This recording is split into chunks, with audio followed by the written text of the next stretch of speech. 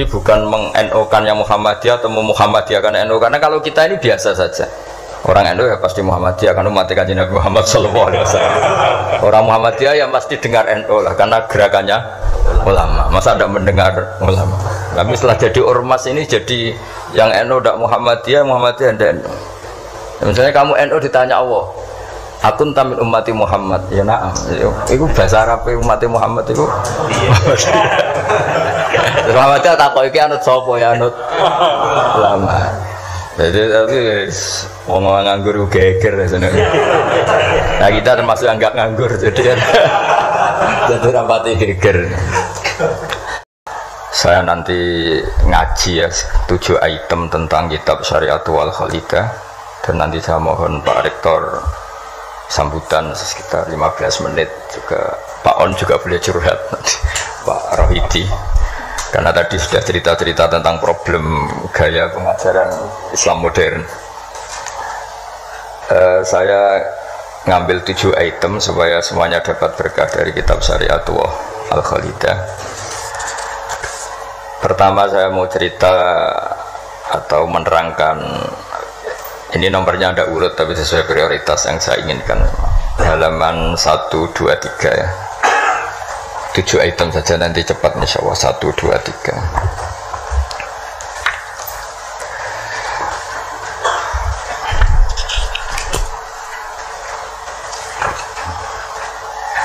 Nah, ini diterangkan di antara makalah ya, mutiara makalah yang disampaikan oleh Sayyid Hasan bin Ali, yaitu cucu Rasulullah SAW.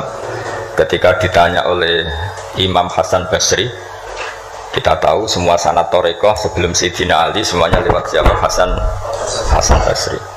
Terus di Jawa jadi Hasan Besari, jadi macam-macam itu. Tukang ngeleh jeneng Jawa itu. Itu di antara makalahnya itu malam yu'min bi qadaillah wa qadari khairihi wa syarrihi faqad kafara. Tapi waman hammala dzambahu rabbahu faqad fajara. Jadi kalau orang tidak berkeyakinan qada qadar khairihi wa syarrihi minallah, dia berstatus kafir. Tapi orang yang mengkambing hitamkan Allah ketika dia dosa, faqad fajara, dia itu orang yang enggak benar. Jadi ini sudah tengah-tengah, karena masyhur itu ada ulama ahli sunnah yaitu Imam Sanusi berdebat sama orang Mu'tazilah itu semalaman. Mu'tazilah itu tetap kokoh keburukan itu tidak dari Allah. Alasannya Allah itu memerintahkan kebaikan, masa menghendaki keburukan. Dari pikirannya Imam Sanusi, idzan waqa'a fi mulkihi ma la yuridu. Alam raya ini kan seringnya banyak maksiat daripada taat. Berarti di alam ini lebih banyak yang terjadi bukan kehendaknya Allah. Berarti Allah kalah dong kalau gitu. Karena ingin baik ternyata yang terjadi buruk. Jadi ini kan problem. Kita sebagai mukmin juga problem. Mau nisbatkan jelek ke Allah tidak pantas. Mau bilang elek itu kreasi setan mayoritas. Berarti yang menang partainya setan, itu kan ribet. Yaitu faqad kafar. Orang yang mengingkari qada qadar itu kafir. Tapi ketika kamu dosa kemudian bilang kehendak Allah, itu faqad fajaro, kamu pecundang. Nah ini sudah tengah-tengah. Jadi implementasi ini monggo mawon. Sementing ini itu makalah-makalah yang disampaikan Sayyid Muhammad. Terus sekarang halaman 14 ya. Ya ngambil 7 item. Ini acak saja karena ya emang kan gak mungkin nih Pak On ngaji lagi kan, sudah sepuh ya. Udah ini teman saya lama, paling lama saya berteman di UI gitu Pak On. Ini bawaannya Pak Zeni dulu. Pak Zeni juga pernah ke sini. Itu kalau nekuni tafsir itu ya pusing. Enak yang tinggal baca. Saya tuh sering debat sama Pak Zeni itu sampai jam 2, jam 3 di kantor tuh, di Badan Wakaf ya dulu, bekasnya rektorat. Itu kalau nggak selesai itu beliau jam 4 ke kontrakan saya di Ketonggo. Karena kita ini sangat fikih. Pak Zeni itu dulu kan fakultasnya adab. Beliau di sastraan Pak Tamliz. Jadi beliau lebih mengedepankan aspek balawah. Saya fikih. Misalnya gini, sama terjemah ini kalau bisa ya hebat, sudah bisa boyong. Misalnya az-zani la yankihu illa zaniatan, itu ayat hukum apa ayat faktual? Di ilmu ushul fikih itu diteliti. Kalau ayat hukum berarti maknanya pezina itu nggak boleh nikah kecuali dengan pezina. Pertanyaannya, jenenge zina kok ora kepengen nikah, kepene kumpul kebo, udah usah dilarang ya sudah. Nggak nikah kan memang dari awal sudah kumpul kebo, ngapain nikah ya. Jadi kalau diharamkan gunanya apa? Mereka sudah tiap hari kumpul kebo. Apa itu ayat faktual? Maksudnya Allah cerita al-waqi'ah, waqi'atul hal. Kalau dalam ilmu usul fikih, waqi'atul hal itu gini. Jenenge wong zina iku trene ya untuk wong sing padha-padha zania. Kan gak mungkin zanen kenalan mbek Hafidho gitu. Hafidho kenalan. Jadi karena masa lalunya itu temannya itu ya untuk ya itu. Jadi itu bukan masalah hukum tapi masalah faktual. Jadi kalau dosen ya untuk dosen kan, kira dokter ya untuk dokter kan, kira-kira gitulah. Orang itu akan mendapatkan sesuai komunitasnya. Kalau mahasiswa sesuai yang dipacar lah, orang akan menikah sesuai yang dipacar. Pacar terakhir wah. Yang dulu-dulu kan gagal. Nah, itu bedanya jauh nanti. Kalau itu dianggap ayat faktual maka nggak dianggap nasah mansuh. Tapi kalau itu dianggap ayat hukum, pernah ada hukum bahwa orang yang soleh nggak boleh nikah zania, terus hukum itu dimansuh oleh ayat wa anqihul ayama minkum wassolihin min ibadikum wa iman.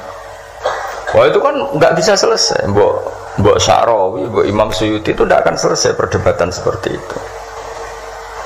Nah, kalau menurut asbabun nuzul ya mirip iya mirip enggak. Jadi dulu itu sahabat dulu kan punya masa lalu lah. Di antara sahabat itu ada yang punya pacar perempuan cantik, namanya tuh Anak. Ketika dia sudah Islam, sudah baik, masih kangen sama pacar lamanya. Pacarnya itu di Mekah. Ketika Fatu Mekah ingat lagi. Jadi kayak mantannya sampean terus rondo neliling meneh. Manusiawi sekali. Terus walhasil terus tanya, ya Rasulullah kalau saya nikah anak boleh ndak? Tapi dia masih begitu, maksudnya masih profesinya masih seperti itu, masih PSK lah kira-kira gitu. Kira-kira baghiyah kalau dalam bahasa Arab itu baghiyah.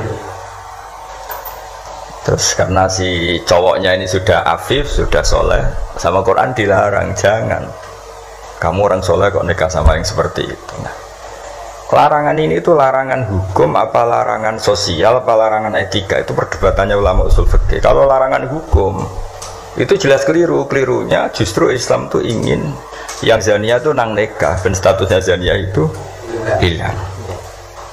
Makanya Nabi itu punya sekian sisi unik, karena beliau kadang ngendikan hukum, kadang ngendikan etika, kadang ngendikan tadi faktual, waqi'atul hal. Misalnya begini, ada seorang zania, ini saya cerita aspek fikih, zania sudah hamil, dinikahi orang lain. Ini harus melahirkan dulu apa enggak? Hampir semua ulama bilang enggak usah, karena enggak perlu ada apa? Iddah. Untuk zania enggak perlu iddah, karena iddah itu kan untuk nikah yang sah. Tapi suatu saat Nabi itu pernah ditanya, ya Rasulullah, ada orang yang biasa kumpul kebo, lelaki dan perempuan bisa kumpul kebo, sekarang sudah nikah. Itu Nabi ngapresiasi dan beliau ngendikan qad kharaja min sifahin ila nikahin. Ya baguslah sekarang yang tadi malam mungkin masih berstatus kumpul kebo, gara-gara nikah sekarang kumpulnya sudah kumpul nikah. Jadi Nabi komentar qad kharaja min sifahin ila nikahin, dia sudah keluar dari tradisi kumpul kebo menjadi tradisi yang baik, yaitu nikah. Hubungan intimnya sudah berstatus nikah. Makanya kita yang kiai itu kalau ada orang minta dikawinkan itu bingungnya kalau langsung dikawinkan geger BKUA. Kalau ndak yang nakal, justru kalau kayak kangkang nggak nakal itu nggak wajib menikahkan sekarang, nanti 40 tahun lagi ya nggak apa-apa. Tapi kalau orang nakal itu malah harus. Kalau minta dinikahkan sekarang kok kamu tidak mau, kan bisa aja malamnya gitu lagi. Padahal kalau kamu mau menikahkan, kumpul malamnya nanti sudah halal ya, sudah sah. Tapi kalau kamu tidak nikahkan, kumpul kebo, dan kuncinya di kamu karena kamu disuruh. Jadi mau tidak mau terlibat. Makanya kalau dalam hukum mengislamkan orang itu nggak ada boleh waktu jeda. Misalnya ada orang kafir tanya, Gus Bak, saya syahadatkan. Itu kok saya bilang sudah duduk dulu, ngopi dulu, itu saya ikut murtad karena membiarkan dia sekian menit dalam keadaan kafir yang saya bisa menghilangkan saat itu juga, maka harus langsung disyahadatkan. Karena ibqa alal kufri kufrun, menetapkan kekafiran itu Ya nggak boleh saya mandi dulu atau ngopi-ngopi dulu, nggak boleh, harus langsung. Di ibarat gini lah, kafir itu kan taruhannya neraka. Ibarat ada orang kecelakaan, kamu pas pakai celana pendek di jalan, kan nggak boleh kamu tak pakai baju dulu. Sedang dipelindes truk lagi kan, harus langsung. Meskipun anda dalam kondisi yang tidak sempurna. Nah, resikonya tadi pas kamu bikin kopi ternyata orang itu mati, berarti matinya mati kafir. Yang ada kan langsung kamu talqin syahadat, dia mati Islam. Begitu juga orang yang kumpul kebo minta kamu nikahkan sekarang. Kalau kamu nikahkan maka nantinya sudah kumpul nikah. Tapi kalau enggak, nah tapi kalau orang soleh seperti ini biarin aja nggak apa-apa. Jadi orang soleh itu ya ada resikonya karena fikih tidak mengharuskan nang nikahkan itu. Nah itu dibicarakan oleh ulama-ulama itu. Jadi apa? Nah lagi kembali tadi azani la yankihu illa zaniatan aw musyrikah. Itu faktual, apa hukum, apa etika? Ya kita mau tidak mau debat karena kita nggak punya pilihan. Ulama ada mengatakan tunas samanso, ada yang anggap itu waqiatul halannya, ya kondisi sosial pasti seperti itu kan. Nah masa zani misalnya terus akrabnya sama hafidho atau solihah kan kemungkinan itu kecil. Kalaupun akrab ya mungkin yang satu nipu kan, pura-pura ada orang hidung belang kan. Nah itu mau tidak mau itu harus debat seperti itu. Terus kedua aspek yang sering saya debat dengan Pak Zaini itu aspek bahasa fikih. Bahasa fikih itu menuntut vulgar, nggak boleh kinayah, nggak boleh persemuan tarik. Kalau bahasa Pak Zaini karena beliau biasa kesusastraan itu lebih halus. Itu memang ya ribet. Ya karena kita sering tidak punya pilihan. Saya ulang lagi, sering tidak punya pilihan. Nggak boleh misalnya zina itu dibahasakan tidur bareng, nggak boleh. Karena kalau tidur bareng dihukumi zina, berarti orang yang tidur bareng tidak melakukan itu boleh dirajam kan. Itu kalau di fikih harus vulgar. Ada saksi yang menyaksikan itunya masuk sampai detail. Saksi ngerti tidur bareng atau berdempetan saja nggak boleh. Jadi ya agak kacau memang bahasa fikih itu mau tidak mau harus vulgar. Harusnya orang-orang etik itu ndak mau. Nah, di sini terus misalnya ada masalah ketika aula mastumun nisa. Aula mastumun nisa itu bahasa sastra apa bahasa beneran gitu. Kalau bahasa sastra berarti Quran itu sangat halus sehingga membahasakan jima itu lamastum. Nah, Ibnu Abbas berpendapat itu, atau kamu hubungan intim sama istri kamu itu membatalkan wudu. Nah ini yang kelompok-kelompok tertentu berpendapat gitu, makanya untuk batal nunggu hubungan suami istri. Tapi ada ulama mengatakan lamastum memang benar-benar nyentuh, jadi sekedar nyentuh tangan ini sudah batal. Jadi efeknya ini besar. Yang satu bilang lamastum kinayatun anil jima, sehingga untuk mengatakan batal harus nunggu jima. Yang satu yang memang lamisa, memang pegangan saja. Nah, terus jadi dua kelompok mazhab itu. Jadi memang perdebatan memaknai Quran itu ya mau tidak mau. Cuma kalau sama-sama ahli kan masih ada ringnya. Nah, sekarang yang ribet itu mau Quran raiso isane terjemah melok nafsir itu musibah itu. Itu musibah besar. Nah karena Quran itu kalau bahasa itu diulang ini supaya maknanya itu begitu. Kadang sama. Makanya kata Imam Ghazali ngulang itu karena sama. Misalnya gini ya, tak beri contoh ya. Orang dosa itu pasti punya akibat ke orang lain. Disebut ajroma. Ajroma itu melukai orang lain. Innal ladzina ajromu kanu minal ladzina amanu yadhakun. Tapi nanti digenti. Kalau ajromu ini ditafsir digenti kafaru, karena di belakang digenti fal yaumal ladzina amanu minal kuffar, bukan minal mujrimin. Jadi di depannya pakai kata ajromu, di belakang pakai minal kuffar. Misalnya tadi ada 3 kelompok di akhirat, menerima tangan kanan, menerima buku dengan tangan kanan, kedua dengan tangan kiri. Tapi yang terlalu buruk itu waro adzohri, menerimanya membungkungi yang ngasih.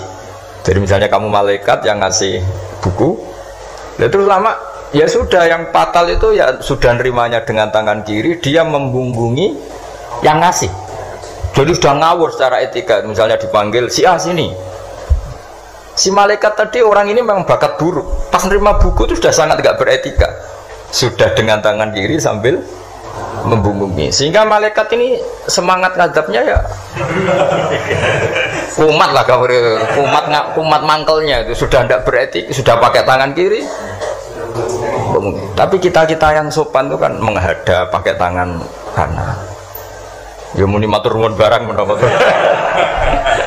Sehingga terus jadi malaikat itu makanya semua nanti di akhirat.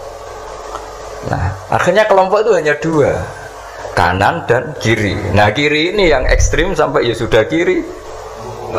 Nah, itu kata Imam Ghazali, jangan kira ada kelompok tiga, ya ada yang biyamini, bisimali, waro'a dori gitu maksudnya. Jadi sering seperti itu. Jadi hanya dua tapi diredaksikan tiga. Begitu juga neraka misalnya. Neraka itu kiai kuno nak darani digelundungno ning neraka. Itu bahasa paling bener ya. Karena orang masuk neraka itu kan bayangannya Quran itu kan wajah alam bin itim satwa min khalfihim satan fakhshirahum terus sampai tak terusnya fahum mukmahun. Mukmahun itu ditekuk. Nah itu sebagian Quran redaksekno yu'raful mujrimuna bisimahum fayukhadhu bin nawasi wal aqdam. Nawasi itu bathuk, aqdam itu delamaan. Jadi bathuknya ditekuk sampai nyium. Ya kiri gini gambarannya itu gini, ditekuk gini, ininya diikat sampai kena kaki. Nah bentuknya sudah kayak bola, makanya wong kuno nak darani itu digelundungno ning neraka. Kamu tidak usah praktek, maksudnya ini ciri. Tapi gambarannya memang gini. Inna ja'alna fi a'naqihim aghlal. Terus fahiya ilal athqan fahum mukmahun. Ini di rantai, dicancang, dikenakan ini. Ya ini apa itu peragaan saja. Ya nanti gak usah apa dipraktekkan.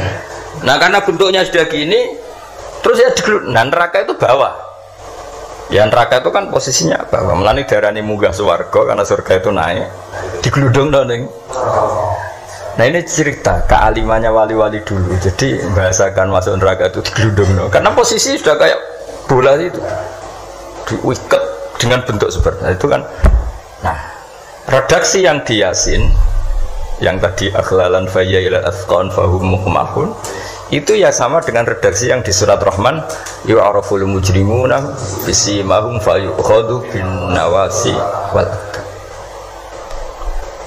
Nah hal-hal seperti ini tuh, ini sekaligus saya curhat ya ke Pak Rektor. Jadi memang tafsir itu nggak bisa, nggak orang yang menguasai Quran karena lafaz, kalau bahasa kasarnya lafaz jebakannya banyak. Maka kata Imam Ghazali dalam Ulumul Quran, fayadhunnu dzannun, orang mengira bahwa itu kelompok yang berbeda karena dengan redaksi yang padahal itu kelompok yang sama karena Quran itu balaghah, Quran itu adab. Ya tadi keahliannya Profesor Zaini di sisi ini itu tahu. Jadi memang ya seperti itulah nangani Quran. Sehingga dulu Imam Syafi'i ketika ditanya orang boleh tayamum itu kapan? Ya kalau tayamum karena tidak menemukan air di padang Sahara karena tidak ada air, sarannya nyari-nyari dulu.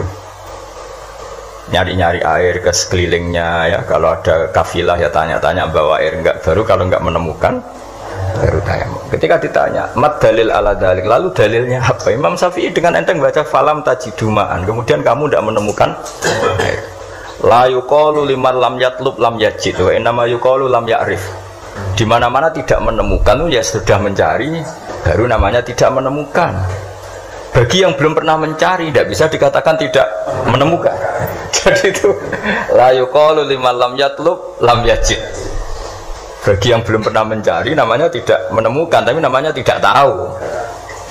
Nah, itu contoh-contoh ijtihad Qur'ani ya. Jadi ya wafatnya Quran hanya falam tajidumaan. Tapi namanya tidak menemukan berarti ada sabqit tolab. Mesti dimulai mencari. Nah itu yang kita kaji di kitab Syariatu Al-Khalidah. Ya, terus berikutnya ini ya acak saja. Enggak sampai 7 ya enggak apa-apa, sekenanya aja. Ini kan curhat susahnya terjemah.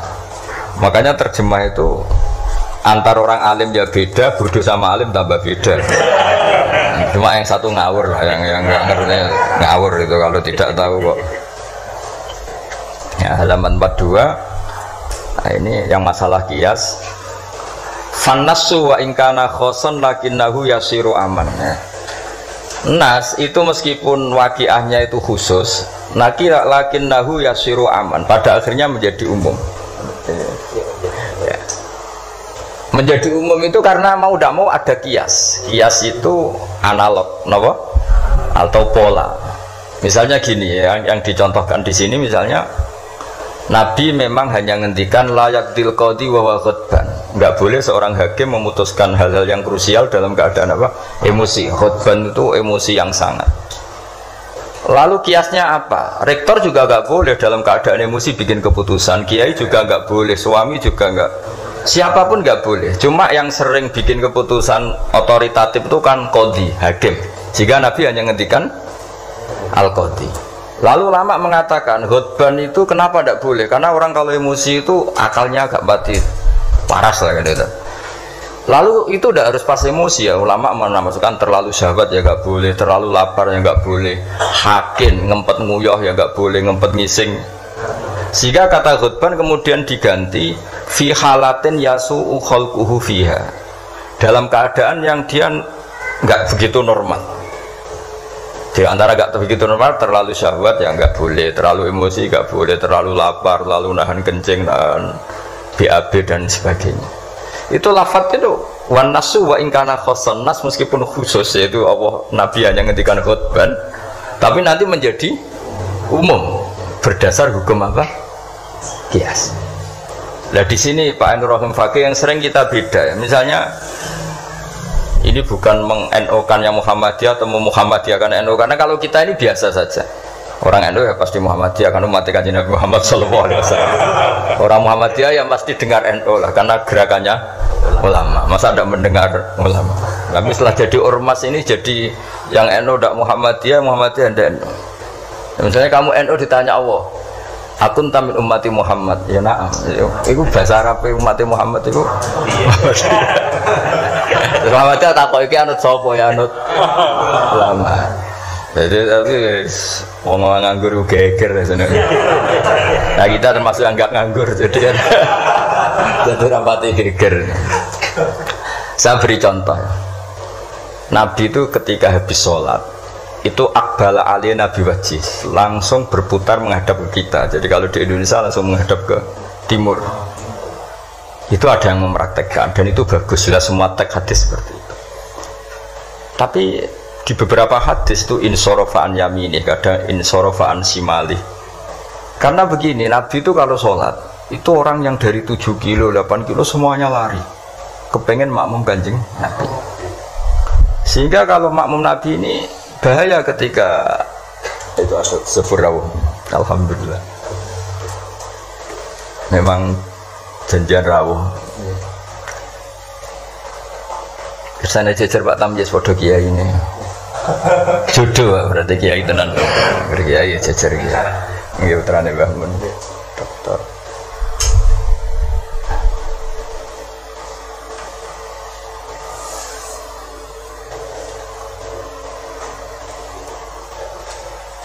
Mas, ini jejer Pak Tamyiz padha kiai ini. Oh, bagus.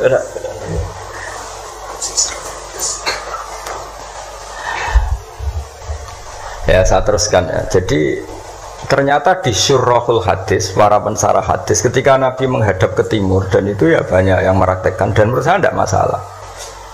Itu karena Nabi tidak ingin orang yang datang terlambat, kalau dalam bahasa fikih disebut masbuk. Itu Nabi ngira fi sholatin, padahal hakikatnya sudah tidak sholat. Jadi andaikan Nabi tetap menghadap ke barat, misalnya di Indonesia dengan posisi duduk yang sama, maka yang datang terlambat langsung usolli fardhu zuhri makmuman dengan arti makmum ke Nabi terus duduk. Nah kalau dia makmum padahal Nabi nyatanya sudah selesai, itu sholatnya tidak sah karena menggantungkan sholat atau iktimam dengan orang yang sudah tidak sholat. Nah sehingga gerakan Nabi ini dianggap maklumat kalau beliau sholatnya selesai. Nah karena filosofinya itu maklumat kalau sholatnya sudah selesai, ada yang milih memang benar-benar ke timur juga maklum kan gak mungkin sholat madhab ke timur, sehingga yang datang tahu. Terus ada yang milih ngalor. Jadi sebetulnya itu bisa pakai ya kayak orang tahlilan tuh, pakai keplok sudah selesai itu kalau ya. Sebetulnya bisa pakai apa saja, yang penting memaklumatkan kalau sholatnya itu. Nah, ini yang ngendikan tidak saya, kitab Fathul Bari karangannya Ibnu Hajar al-Asqalani, Syarah Bukhari paling populer. Nah itu yang disebut Sayyid Muhammad wa nasu wa ingkana khoson fa innahu yasiruna aman. Ya kayak tadi misalnya like til qadi wa huwa khutban, kemudian khutban ini memasukkan semua kondisi yang kita kurang fit. Itu tidak boleh bikin apa? Keputusan. Qadi ya juga kita ganti. Tidak harus qadi, Pak Rektor, Pak dosen, seorang suami kalau bikin keputusan jangan dalam keadaan yang khutban atau ngempet nguyuh, ngempet ngising, hakin itu. Kalau dalam bahasa Arab hakinan itu. Nah ini penting saya utarakan karena kalau kita terlalu tekstualis itu nanti kita naik Innova tidak perlu baca subhanalladzi sakhkhara lana hadza. Karena ayatnya itu kan wal khayla wal bighala wal hamira litarkabuha wa zina. Ini tidak ada Innova ini. Ayatnya ya litas tahu ala summa tazkuru ni'mata rabbikum idza stawaitum alaihi wa taqulu subhana. Ini kan jelas litas tahu ala zuhur, ini Innova tidak ada zuhurnya, ini tidak ada punggungnya. Jelas ayat sebelumnya tentang wal khayla wal bighala wal hamira litarkabuha wa zina. Nah, jadi kalau terlalu tekstualis maka naik Innova Ferrari itu tidak usah baca subhanalladzi karena ayat ini tentang bighala ya tentang khimar dan seterusnya dan seterusnya. Makanya kajian kitab Syariat wal Khalidah dan alhamdulillah saya khatam dan saya tidak ngira bahwa sebenarnya saya khatam sudah 3 hari yang lalu tapi saya bilang kayak ada wangsit. Ini nanti ada khataman spesial lala Pak Rektor mau kesini tanggal 12 saya bilang ke santri-santri ya biar ikut hormat apa khatam. Jadi itu saja, nanti saya mohon curhatnya Pak Rektor tadi sudah curhat di teras saya 15 menit Pak ya, sekitar 10 menit mungkin Zuhur 10 menit nanti yang dungo ke Mansur kalau Pak Rektor dungo rapati mati karena jadi rektor tuh hisapnya berat. Jadi dosanya itu senang gaya keputusan, tidak siap jadi objek keputusan. Itu ya mau udah mau memang. Tapi itu bagus kata bapak. Kata bapak, gue kudu wani dadi kiai. Tapi dados kiai ngeten. Wong tawadhu ora mutu jare bapak. Gayane tawadhu, asline mau tanggung jawab. Jadi bapak itu, saya dulu ya heran. Kenapa bapak itu lebih suka kancanan wong mlete timbang wong tawadhu. Dulu saya tuh heran. Setelah saya jadi kiai itu wong mlete itu luwih gampang syukur. Ya, cuma wong sing ra cocok berani ngono iku mlete. Dene mlete iku gampang syukur. Lah opo dadi rektor, dadi pegawai negeri ra enak dadi wong biasa ngopi ra ono sing ngekang. Ya sudah kalau dia caranya syukur seperti itu biarkan saja. Itu kan mlete, mau dadi rektor, mau dadi menteri ra enak urip kok terikat. Padahal misalnya dekne gelem ya ora ono sing dadekno. Tapi cara dia syukur memang akan ngomong terus seperti itu. Gak enak jadi PNS, jadi rektor ra enak, jadi menteri ra enak. Wong kok terikat, enak jadi wong ini iki, butuh rokokan, butuh ngombe. Dulu saya nganggap orang seperti itu melete. Tapi bapak itu suka sama orang seperti itu. Setelah saya jadi kiai itu tahu ternyata itu bahasa syukur. Ya membela diri. Ya, memang dia happy-nya kalau ngomong seperti itu ya. Sing bojone elek ngono, ra enak Gusti bojo ayu dadi sawang-sawangane wong. Terus pokoke wis sauni-unimu sing penting sudah itu cara dia syukur. Saya tuh belum pernah loh kalah debat orang kecuali sama orang desa. Anaknya itu minta motor Pak Rektor, motor, sepeda motor. Enggak boleh ada orang kaya. Bapaknya kesini, anaknya komplain, bapakku kok medit. Nunjuk motor ora oleh padahal orang kaya. Bapaknya kesini itu masuk akal ya. Anak di pondok tambah goblok. Mergo njuk nukokno motor. Lah kok goblok, Pak? Jenenge donya iku Gus sing lahirno donya kok sapi kan mana, wedhus mana. Wong donya kok mangan donya. Motor itu kan beli bensin nyervis. Jadi orang beli mobil tuh goblok terus. Jadi ya profesor, dokter kalau punya mobil cara dia ya goblok. Kiai-kiai yang punya mobil cara dia jenenge donya sing lahirno. Donya kok mangan. Wah. Iki kok pinter juga. Akhirnya, Pak, lah sampean ora ini Pak, ditelepon Agus Pak motor, itu goblok bisa. Tapi kita menjadi tahu, ternyata di balik lugune itu ya ono pinter ya. Meskipun dia pecundang, artinya pecundang itu gak gelem motor nang ndi dia ngetroponakane. Tapi ya, intinya hidup itu harus mendengar. Jadi bapak itu senang mbek wong mlete. Nek mbek wong tawaduk itu gak pati. Karena alasannya bapak kon imami gak gelem, kon takmir masjid gak gelem, dadi rektor gak gelem. Wis wadune mau tanggung jawab, terus engko nek ana salah karek ngritik. Lha iku ora tawaduk wong Indo jare bapak. Nah ini cerita kearifan orang-orang dulu. Jadi orang-orang dulu kelihatannya seenaknya tapi sudah dihitung. Ternyata orang Mlete itu ya, iya dia membela dirinya sampai seperti itu. Membela gak gelem mau jadi menteri, jadi rektor, gak enak urip terikat. Ada nanti kan dia gelem ya ndak ada yang nawarin. Ya sudah, tapi cara dia syukur seperti itu